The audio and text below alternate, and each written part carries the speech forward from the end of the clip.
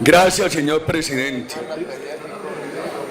Conozco la intemperancia mentirosa. Desde que me propuse que el SENA se multiplicara, como en efecto en mi gobierno se multiplicó por 8. Quien hoy me difama no quería sino un SENA burocrático, manejado por un sectorcito de trabajadores agitacionales, y se oponía vehementemente a la reforma que logró en nuestro gobierno que el SENA pasara de atender 1.150.000 trabajadores por año a atender 8 millones. Ecuador, ¿cómo está de feliz Diosdado Cabello? El coautor de la dictadura de Venezuela, diciendo que ya volvieron los vientos bolivarianos al Ecuador. ¿Y cómo lo celebran aquí? ¿Y qué diferencia? Mientras allá Correa acabó con la economía e hizo creer que iba muy bien, este presidente, ante una emergencia, tuvo que tomar una medida brusca. Y qué diferente de lo nuestro, que en materia de ese combustible fue el gradualismo. Y eso distingue el manejo que nosotros hicimos. Yo encontré el endeudamiento general del Estado en Colombia en el 56, lo bajé al 43. El gobierno Santos lo volvió a subir al 56. Dejé el endeudamiento del sector central del gobierno en el 36. El gobierno Santos lo subió al 46. Nos habíamos propuesto bajar la pobreza del 50-53 al 35, que era el 37. Para el año 2019, de acuerdo con la Visión Colombia Segundo Centenario, debería haber bajado al 15%. Santos fue incapaz, la dejó en el 27, y en los últimos 4 años lo que hubo fue un estancamiento de la reducción de pobreza. ¿Qué hay diferencias? ¿Cuántas? El gobierno nuestro fue austero, era de menos burocracia y más políticas sociales. Claro, nosotros redujimos impuestos, dimos estímulos a la inversión. ¿Cómo se vio eso reflejado en el crecimiento de la economía, en el mejoramiento de ingresos, en la financiación de las políticas sociales? Le votaron a Santos el desmonte de los estímulos tributarios, el desmonte de la ley de estabilidad, el aumento sustancial de los impuestos que nos convirtió en la 4ª economía más gravada del mundo.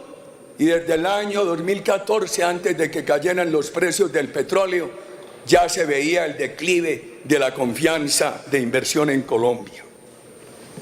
Por supuesto, se refieren a la reforma laboral de 2002. Veníamos con desempleos entre el 16 y el 21%. Nunca hizo ajuste de horas extras, ni las quitó. Hizo ajuste de recargos. Pero también se hizo lo siguiente. Ese mismo año se le impuso a los empresarios el impuesto del patrimonio. Por un lado, estímulos a la inversión, y por el otro lado, el impuesto del patrimonio. Y se exigió que aquellas empresas que por cada 20 trabajadores no contrataran un aprendiz, pagaran la cuota equivalente al SENA, lo cual permitió crear uno de los fondos mejores concebidos de Colombia, no por mi persona, sino por Juan Luis Londoño, que en paz descanse, y Alberto Carrasquilla, que era viceministro, el Fondo Emprender, para apoyar el emprendimiento de los jóvenes. Por supuesto, flexibilizamos el contrato de aprendizaje, y lo que me duele es que en Colombia no se hubiera aprovechado para llegar a 3 millones de aprendices. Pero sigamos retrocediendo en el tiempo y veamos las cesantías. Recuerdo cuando Aerocóndor se quebró, tantas empresas colombianas que se quebraron, y no honraron los créditos comerciales, ni fiscales, ni los laborales. Se perdieron las cesantías de los trabajadores.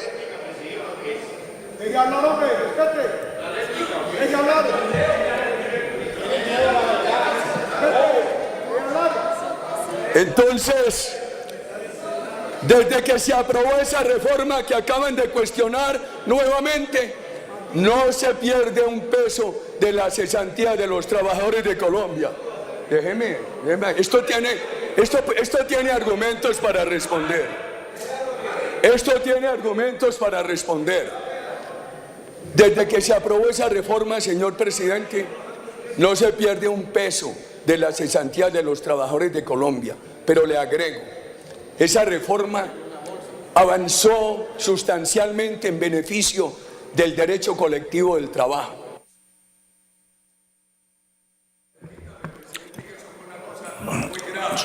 Un atentado contra lo que yo he procurado hacer honradamente por este país. Esa ley 50 que tanto critican fue la que modernizó el derecho colectivo del trabajo.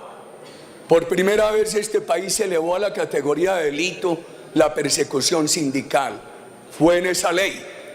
Y esa ley fue la que creó la figura de la personería jurídica automática para poder facilitar la asociación de los trabajadores. Pero vamos al primer tema. Quiero decirle categóricamente a los colombianos que nunca he propuesto aumentar la jornada de los trabajadores. Ese video que aquí encuentran mis asesores era una referencia mía a mis compañeros, a mí misma, donde decía: los funcionarios públicos no podemos tener pereza. El jefe del Estado invitó a todos los funcionarios públicos a trabajar con celeridad y sin pereza por el bien de los sectores menos favorecidos del país. Claro, cuando yo llegué a la presidencia dije: es hora de trabajar, trabajar, trabajar. Me refería al propio presidente, a los ministros, a los funcionarios. Me refería ese día a que el presidente, los ministros, los funcionarios teníamos que anular, señor presidente, el concepto de vacaciones, de dominicales, de festivos. Y creo que eso lo cumplimos en 8 años. Jamás he propuesto aumentar la jornada de los trabajadores de Colombia.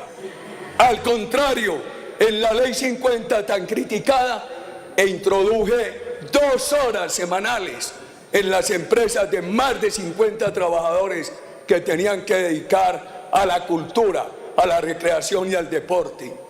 Hoy encontramos un problema muy grave.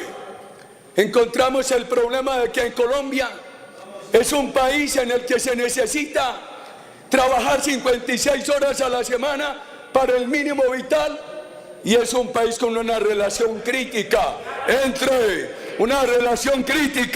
señor presidente, entre el tiempo de familia y el tiempo de trabajo. Por eso hemos propuesto reducir la jornada de trabajo y facilitarle a los estudiantes que necesitan trabajar, que los puedan contratar por horas y por días. Colombianos, es mentiras. Nunca propuse aumentar la jornada de trabajo. Era una propuesta dirigida a mi persona y a los ministros, estimados ciudadanos. Era lo que de ahí se derivaba, o eso se derivaba de algo que guió aquellos 8 años. Trabajar, trabajar, trabajar. Gracias, señor presidente.